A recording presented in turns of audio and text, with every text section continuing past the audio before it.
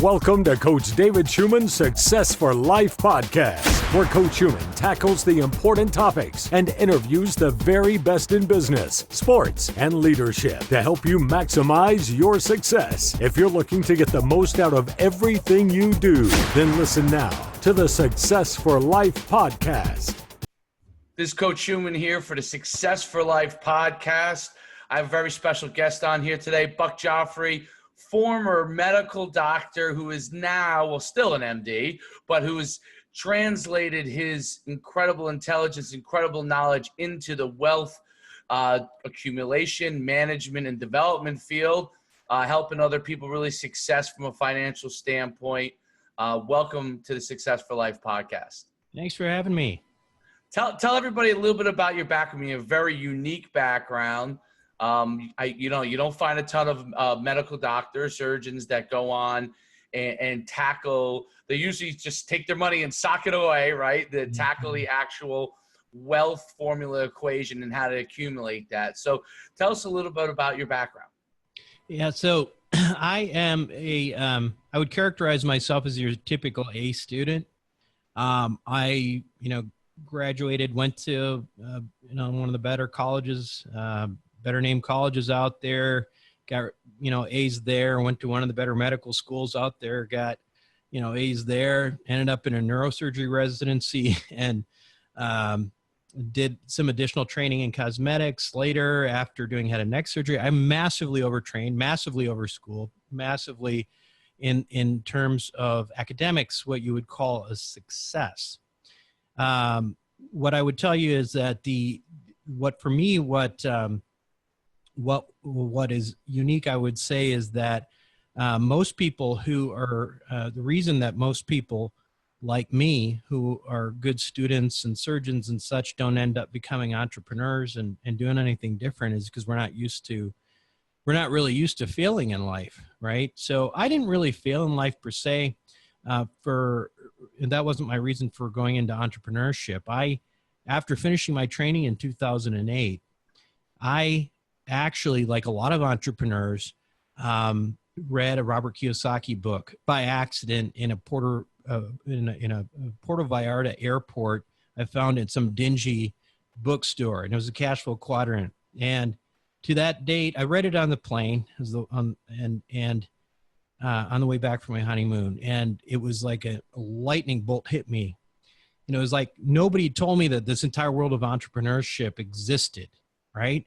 I was just going through school. I was going through this entire paradigm that everybody else does that was created by the Industrial Revolution, which was plop information in, first grade, second grade, all the way through 12th grade. And then you have a finished product. And I did really well with that, but I didn't know that this entrepreneurial world existed. So for me, that was fortunate because I think most people who get on the success treadmill never get off, and it leads to a highly mediocre life. And so I said, you know what, this guy Kiyosaki's onto something. And rather than get a job and become an academic like I was thinking about, I started a private practice and started it with the intention of eventually phasing myself out. And I did that. I phased myself out after a couple years and started another business. And I call them businesses because I marketed on television, radio, internet. I spent, hundreds of thousands of dollars. I still have that cosmetic surgery business. We, market $1 million a year, a marketing budget. These were businesses that I created, right? And what ended up happening was all of a sudden I had money. And I never had money before, right? As a surgical resident, and I was making $45,000 a year in San Francisco in 2008, which was way below the poverty line in San Francisco. And I didn't initially know exactly what to do with it. So what I did is I didn't want to invest it the way everybody else had, because the timing was really good for me. It was 2008, 2009. Everybody just got thrown to the ringer by Wall Street. And my dad happened to be effectively a slumlord when I was growing up. But you know what? He did well, and he made enough money. I never really had to worry about money. I always grew upper middle class. And so keeping that in mind, I thought, you know what, I'm going to buy real estate. And especially since this Kiyosaki guy thinks it's a good idea, I'm going to start doing that too. And so I went down that path instead. And I realized that there was so much to learn out there all of a sudden. You know, it wasn't like most of people like me, they just turn to some guy who's like 5 years older than them and say, hey, who do you put your money with? And they give some wealth advisor's name, and then they make that wealth advisor a ton of money for the next 20 years, right? That's the way it typically works. But to me, I was like, listen, I was smart enough to create these businesses out of nothing, zero to, you know, ultimately at one point up to 15, 20 million in revenue within a course of 4 or 5 years. And if I can do that, why can't I do something with my money that's more creative than giving it to some other guy who probably I'd make more money than, right? So that's when the whole thing started. And that's when I went down this pathway of trying to, in what I considered sort of the journey to uncover the world of the ultra wealthy and the affluent, because I didn't want to be average. I didn't want to be mediocre. And I don't even say mediocre in the sense of, you know, you're a neurosurgeon. Are you mediocre? Well, no, you're not mediocre in a bad way. You're just, you know, you're just plugging away. You're just doing a job and you're giving your money to somebody. I didn't want to do that. I wanted to have my destiny in my own hands, and investing is probably the part that most entrepreneurs neglect the most, right? Super powerful, sexy entrepreneurial activities, and then they make money, invest like their grandma. Right. Yeah. So that's really interesting because, you know, as a neurosurgeon or anybody that, you know, you built the business up there, you're trading your time for money, right? And Yep. and ultimately that time for money, you start to get into kind of a cap level, like, right? How far can I extend myself? Can I replicate myself? Is that possible? And I've gone through it myself in business that I've built. You know, you get to a point, you try to replicate yourself, or you replicate it through other people that are working with you. Very difficult to do, very difficult to scale. Even if you start to scale it, then quality can become an issue here and there. And then when you go into wealth creation and specifically real estate, you start to kind of maybe get out of that game. So someone who looks to transition from, I guess, two questions. First of all, you had some capital when you started. So do you feel that people need to have a certain amount of capital before they kind of jump into it? Is that something that's necessary, and how much is necessary?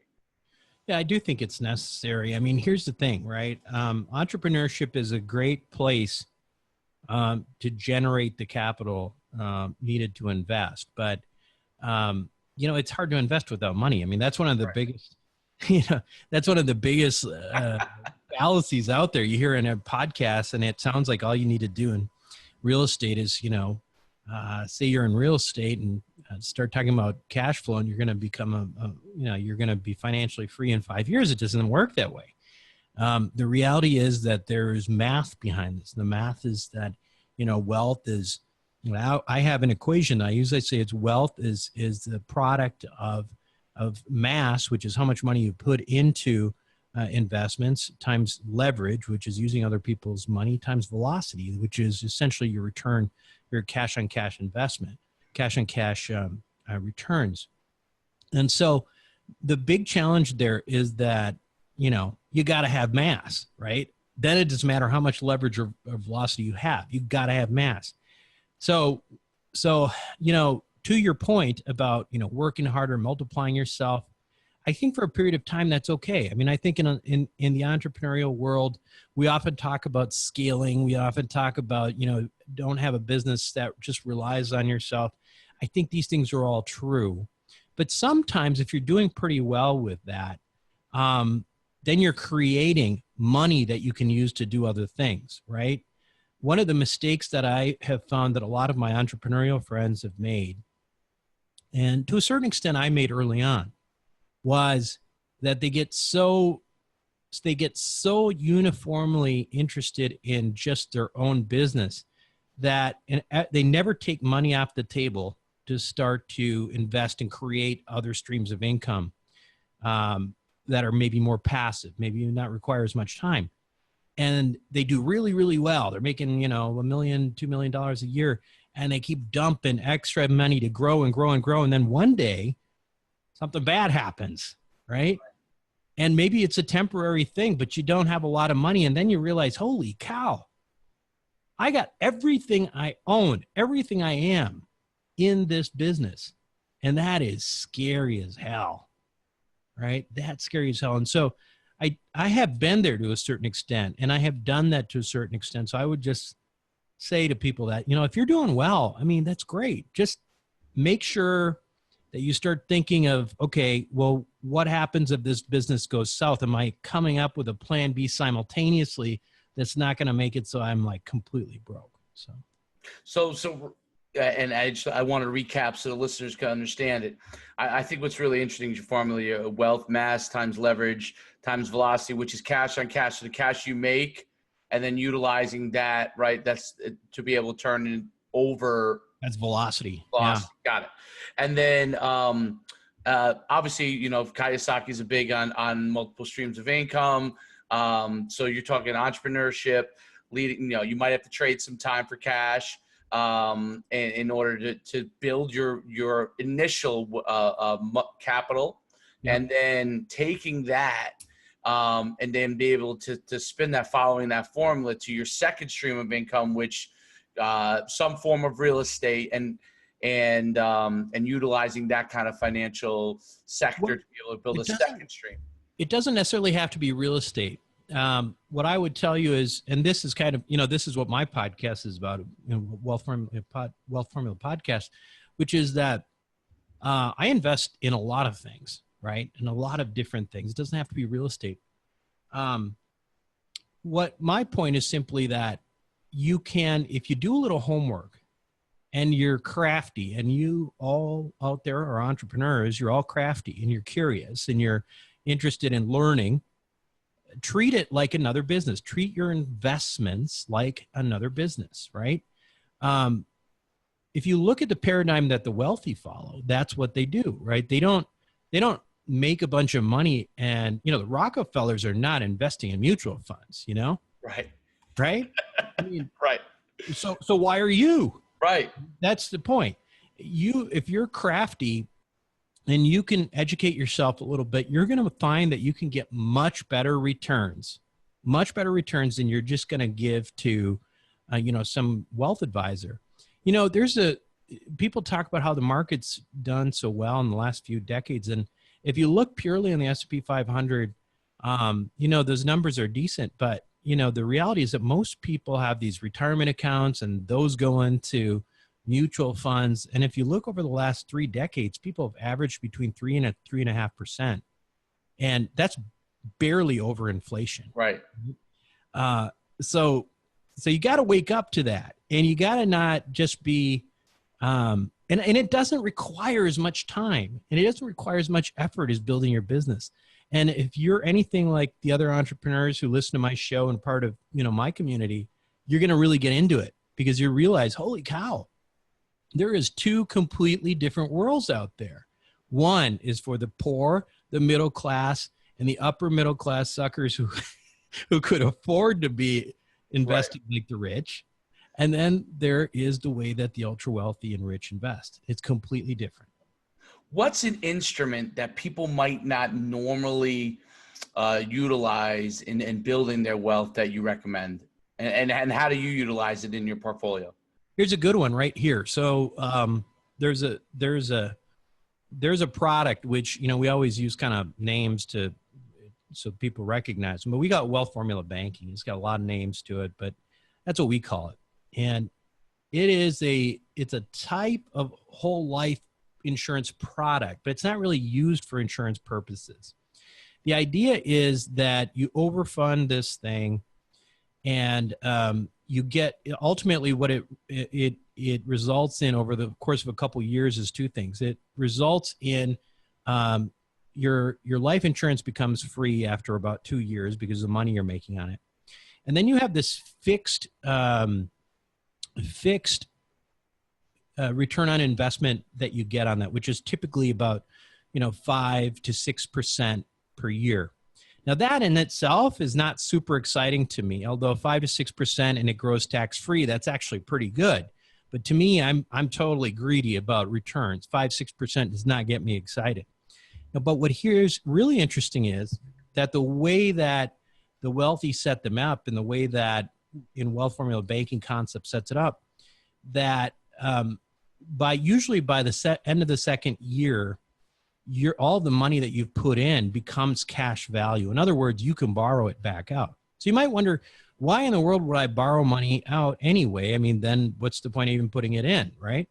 Well, you're getting 5, 6% on it, compounding interest. And remember what compounding interest is, right? Everybody talks about magic of compounding interest and you show that crazy graph going up. It just means that every time you make money, it goes back in, and then the next time the yield goes on the initial principal plus whatever you made, and then it creates even more money. But what's interesting about it is you can actually borrow from those accounts. So if you borrow at a simple interest rate. So now let's put that into context. Say you have money growing, say you got $50,000 that's accumulated into this account, and you have, and it's growing at 50%, or it's growing at 5% fixed, or 5% compounding, 5% compounding. Now you borrow it at 5% is a situation where you are growing your money at a fixed rate, and it's compounding. It's 5% compounding. You're borrowing it maybe at 4% or maybe even 5%. But the difference is that it's at a simple interest rate. So if we look at a line of like a graph, and this is where it gets kind of goofy, but you look at a compounding rate, it takes off. A simple rate just stays nice and straight. So every year, what's happening is that even though you've borrowed money out of one of these accounts, you're still making money. Even though you've taken that money out, you're still making money in that account. Right, because the compounding interest is greater than the simple interest, right? Exactly. And then you can take that simple interest product and you can use that as a down payment or whatever investment you have. And now you're literally growing money in two places at the same time with just one capital injection. That's incredibly interesting because I don't think a lot of people know about that. Right. And when people get life insurance, a lot of times they put in whatever the minimum amount is, barely accumulates any cash flow, or it takes a long time to do that, right? And then get disheartened by the fact that they look at it after, a few years of putting money in, or 5 or even 10 years, and there's not a real wealth component to it. It's because they're not designed for the benefit of the client. Most of these are not. The way that the ones that, middle class, even upper middle class, again, doctors, I got shown these kinds of policies when I just finished my training, and they didn't make any sense to me necessarily. But I remember looking at these, and they were not good investments. The products that we're talking about are the way the rich people do it, right? We're talking about the Romneys and the Rothschilds and stuff. And with these kinds of products, at cash value, let me give you an example of when I started this. At the end of the first year, I had 90% of the cash flow of the first year premium, right? So for those people who understand a little bit what I'm talking about, that's really not what you ordinarily see. Ordinarily, right. You don't see cash accumulation for a few years. Absolutely, and then yeah. So what we're talking about here is that by the end of year 2, you're actually over 100%. And now you're all positive trajectory. Your insurance is for free. It's a pure investment account at this point. And so that's just one example. There's another example, again, using a similar type of insurance product. Again, you'll never see, because these are the types of things that usually you only see if you're ultra wealthy. But it's the Index Universal Life. We call it Velocity Plus to make it easier. But basically, in that situation, what you're doing is it's an options play with the insurance company. And you put in money, it tracks the S&P 500, and they'll let you take, 12, 13% of the upside. But if the market crashes and corrects by 30%, you don't lose any money. So you only participate in the upside, not in the downside. Now, that in of itself sounds like a pretty good deal for most people, right? I mean, Absolutely. It's basically saying, I'll take 12 or 13%. And if the market crashes, well, hey, I didn't make any money that year, but I didn't lose any either, right? But what you can add to that, if you have some level of money, say you've got a six-figure income, is you can add leverage. Now that gets really interesting, right? Because even with 3-to-1 leverage, in other words, the bank is putting money in, right? So you're maybe instead of doing a $20,000 per year premium, now is 20,000 from you, and then the bank's putting in, 60, If you do that, and why would banks do that? Well, again, I mean, you got the upside, but not the downside. They'll loan you money on that all the time, right? And they'll do it typically, 1% over LIBOR.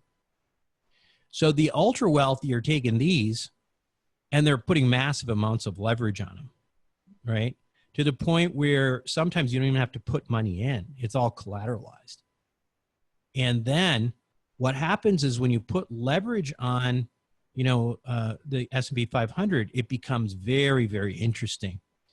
Let's just take, for example, 3-to-1 leverage, which anybody who makes, $100,000 per year or more can do. Right. You can, if you take 3-to-1 leverage, a 7% return on the S&P 500 in a given year actually will result in a 19 to 20% gain in your portfolio. It's enormous. Yeah, it's an enormous difference. And if you get actually 12 or 13% in the market, now you're talking about, high 20s in terms of returns in your account. And then if it crashes the next year, guess what? You didn't lose any money. Right. So again, these types of products, these are the ones that the wealthy use. They're not the ones that the poor middle class and upper middle class who should know better but don't. Right. Use. So now, how do they find these policies? Because they're not, like you said, not normally presented to them, right? So how is that discovered? How do you find the right guy to help you with that? I mean, it was really, for me, it was trial and error. And ultimately I found some people who were, wealthy people who were doing these types of things. And they explained to me why they were doing it. Because the thing that you can say, usually with the people who've got a lot of money and they're investing, is usually they're not the ones getting ripped off, right? They're usually not the ones. I mean, new money, young doctors, et cetera, they're getting ripped off left and right. These guys are really savvy. And so there's webinars on two of both of these products. If you're curious, that you can go to wealthformulabanking.com. And I did 2 webinars with the guys who do these products on that. And, I ask them a bunch of questions afterwards, and there's like audience participation, but they're so interesting. Even if you have no intention of doing it, it's probably worth watching just to know that this world is out there, and you might be scratching your head going, well, my insurance guy says you can't do that. Well, I know that because the guys I started out with were like these Northwestern Mutual guys. And when I heard about this, I said, hey, why am I not doing this? And they were like, yeah, I never really heard of that. Yeah, complete BS. Complete BS. It's because they don't offer it, and typically these things don't pay as much commission to the brokers. But if the brokers, on the broker side, if they minimize, the commissions to the minimums, and they're dealing only with high net worth clients or people who are making 6 figures, they're doing great, and that's why they do it. Well, that's the interesting component, and I guess you get a lot of, with these new insurance people. So Northwest Mutual, fairly new brokers, fairly new guys in the marketplace. They only have been taught the basics and don't know anything beyond that. So when they go to advise you, they're in a churn and burn, mode of trying to reach out to as many people, offer the same product or same couple of products over and over again. And it's important that people have to realize they got to do the research, because they've got to understand where they're actually putting their money. In our pre-conversation, I think you really made that clear, where people, they just go, okay, this is what my grandmother did. This is what my grandfather did. This is what my father did, and this is what I do with it. And I see it in my own life, like I talk to my wife about what we want to do with things, and she goes and talks to her father, and he has some good things, but that's the formula that they're following, right? So it's hard to get people. How do you get people to start to think differently? It's helpful if you have a group of entrepreneurs, because they're used to it, right? Because first of all, paradigms are very, very difficult to break. If you just think about how zealous people get about even, not getting too deep into this, but just religion, right? I mean, just look at how religion can make people do really great things, or religion can make people do some very bad things. If you are religious and there is something that, you do that is considered a sin, you feel bad about it, right? I mean, to a certain extent, all belief systems are built and predicated the same way. So with my, I have an accredited investor group, and we, when I'm talking to people and we're talking about maybe taking down a large acquisition together, and they'll be, they love the idea, right? And then they come back to me and they'll say, yeah, everything makes sense. And I mean, I'm just blown away by this, but wait a second. The problem is, for some reason, I feel kind of like I'm doing something wrong. Interesting. Why is that? Well, because it's outside of the whole paradigm. The problem is that paradigms are often wrong. Conventional wisdom is often wrong. I mean, look, the world's not flat. We thought it was flat for a long time, right? In medicine, we remember when you're kids and you look up on the wall and you saw the food pyramid, right? Anybody who's into yes, yeah, absolutely. It was wrong, but for the longest time, it was conventional wisdom. And guess what? That food pyramid was there because some Harvard scientists got paid off by the sugar industry to downplay the role of fat, or of sugar in cardiac disease.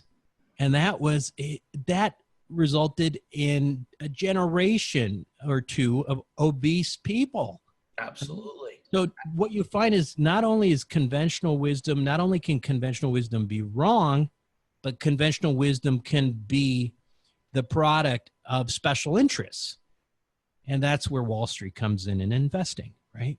So how is it that we look at, Wall Street and mutual funds, and we think it's the right thing to do? It's conservative. What the hell is conservative anyway?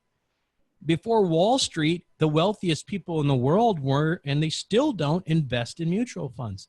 They own real things, right? They own real things. That's the way you create wealth. And it doesn't have to be, when I invest in apartment buildings now, by the way, I don't go out there and buy them and manage them, get calls from tenants. I'm buying into larger syndications, or, some of my investors really like the turnkey rentals, right? Where you're basically getting in there and, somebody else is managing everything. You might as well just be buying a piece of paper. You own it. Somebody else is managing it, sending you checks, right? So it's a different, and Wall Street calls those kinds of things, quote unquote, alternative assets. Right. Like, it sounds like they've got a nose ring and blue hair or something like that, right? But the reality is those things have been around a lot longer than mutual funds. And they have created generational wealth, gold, precious metals, real estate, insurance products. I mean, as much as it's hard for people to even get it because they've been burned by so many lousy brokers out there, insurance products. So yeah, that's the big message that I've got. I think that's incredibly interesting, and that, finding those kind of investments and finding, example, putting your money in, like, so, I follow you. You're probably familiar with Grant Cardone, right? And, yeah. And he talks. He's kind of puts together some of these funds now, right? He's just one guy, but obviously he's out there all the time running the shows and everything like that. And media is big part of what he does. but I get the message there, right? So the message is put your money into it to turn into something. What do you think? When someone's investing in these properties, what type of properties should they be looking at? So should they be looking at these high amount of unit properties, smaller unit properties, single family homes, corporate real estate? What type of real estate projects probably net the best? I think generally speaking, I like bigger assets. I think that if you can put 25 grand or 20 grand or whatever into and just have a small piece of a 300 unit, 400 unit apartment building, you're much better off than in my opinion than taking that 25 grand and buying a turnkey rental. And the reason for that is that the size and turns it into a very stable asset, right? There's single family house, you got either 0% vacancy or 100% vacancy. And guess what? When somebody's not in there and you've got a debt, you're paying. There's one roof per house. When that roof goes bad, there goes your cash flow for the last 7 years. There's, and so there's no such thing as 90% occupancy, which is typically the goal in a larger asset. You're trying to push rents. So I like larger assets. I like multifamily a lot. The problem with multifamily a little bit is that, it's at the top of the cycle as well. So it's harder to get good returns. So I haven't looked at Cardone's offerings myself. I mean, I work with some other groups myself that we primarily we're primarily after, we deal with accredited investors. Right. But yeah, I mean, so those things are good. And some other areas that I like for right now, I mean, I like self-storage right now. This is one of the few real estate areas in 2008, 2009 that actually wasn't in the red. And that's because people have stuff and they need to leave it somewhere. And it's, if you buy this stuff, you can raise rents fairly quickly and people get irritated, but they won't move their stuff. Right? Very true. And, I got one group that I work with that they raise on average about 20% per year because none of these are year-long leases, right? They're just adding on another $1 here, $1 there. The next, every year it's 20% up. I mean, that's crazy. When you look at multifamily, it's usually you're expecting hopefully 2 to 3% per year. So I like those. And does the occupancy rate of like self-storage, for the most part, maintain itself? Does it ever dip, or does it have a pretty steady flow? So when you increase that percentage-wise, you're basically making your money on those increases. Yeah, I mean, I think it depends a lot on, obviously with the operations, you want to push those, you want to find that equilibrium where you're, the price that you're charging and the occupancy balances out. The interesting thing about self-storage is that it's sort of recession-proof for the reasons I said before, but it's also very responsive to the demographic of the baby boomers, because if you can imagine, we've got all this baby boomers are starting to retire, and the self-storage facility that we acquired was in Naples, Florida. And Naples is it's like the #1 retirement community within Florida, right? So imagine all these people coming into Florida and they've had, the same house for 40, 50 years. And they bring all their stuff with them and they need to put it somewhere because they're never going to throw away that stuff, right? And so the more of those people you can get in an area, the better as well. Right. So the mature individual.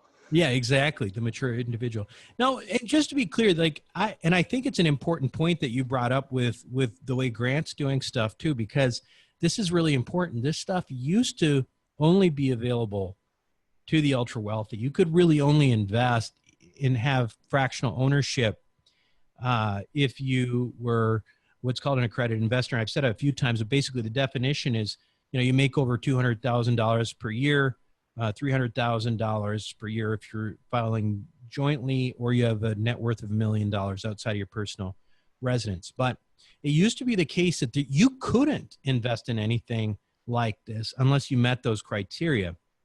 And with the offerings that I do through my group, they are typically all for accredited investors. But so I heard, and I actually haven't seen this, but Grant is doing some things with the regulation crowdfunding, Yes. which allows basically, anybody to invest, which I think is great. I think it's great he's doing that. And that's all part of what the Jobs Act is. Right, exactly. That is the Jobs Act right there. It made it so that more people, the government realized that, the ultra wealthy, or, the affluent in general who have access to these deals, they got a much better situation, right? Because outside of, buying your own rental house, managing it or whatever, there was no way for you to get exposure to these incredible assets like real estate, or even for that matter, non-performing notes. That's an area I'm starting to get into myself now. But now, if you want exposure to that and you want better returns, typically, in real estate, we like to shoot for double digits or more. We don't get excited when we hear about 5 or 6%, unless it's part of well formula banking and you're just using it to double dip. But these types of things, the government recognized, hey, it's really not that fair that people are not getting opportunities to this. So they just needed to put a couple different more layers of due diligence in there for people who wanted to go that route. And so that's what I think Grant's doing. That's what, some of these other, Yield Street and some of these other crowdfunding platforms are doing. And I think they're great. I mean, I do think if you're accredited, it's sometimes better to look at, get to know an individual team, an operator. Right. And, if you're willing to put in $50,000, $100,000 at a time or whatever, it might be even better, because then you don't have between you and the sponsor, you don't have this platform, and you can actually talk to a human being. So I think the Jobs Act is one of the most interesting pieces of legislation for that standpoint. I think when people get to an accredited investor standpoint, I agree with you that you could probably have a lot more assurances of where you're putting your money if you're an accredited investor, because you could potentially still have some of the pitfalls that you had before with the Jobs Act, because crowdfunding, the regulation. I mean, there's regulation, but there's not the level of regulation that you can get. You can lose your money, but you can lose your shirt on anything, right? So, and that's the moral of the story. I mean, right. Listen, as long as you don't lose the property, you own an asset, right? And eventually, if you look at the national debt, it was $20 trillion now, 21. There's only two ways that you can keep up with the national debt and pay it off. And so one is that that GDP growth, that growth is so robust that it just creates massive amounts of tax revenue for the government. That's one way. Or you can just continue to print money, and you continue to print money, and that's inflation, right? So if you own a real asset, it will appreciate with inflation. And so you have some solace in knowing. The worst thing you can do in my book is just have money in the bank. Because not only is it, people say, well, they talk about risk. If you have money in the bank, if you take inflation into consideration, inflation probably right now is maybe 2.5%, 3%. It's probably going to go up to 4 or 5 eventually here because of the amount of debt. The worst thing you can do is just let that money sit in the bank. If you let that money sit in the bank for 30 years, you've lost 2/3 of its value, and that's crazy, right? So if you're not investing, you're not being conservative. You're just guaranteeing that you're losing money. You're guaranteeing your losses. That's right. You're fixing them in. You're locking your losses down. Right. Exactly.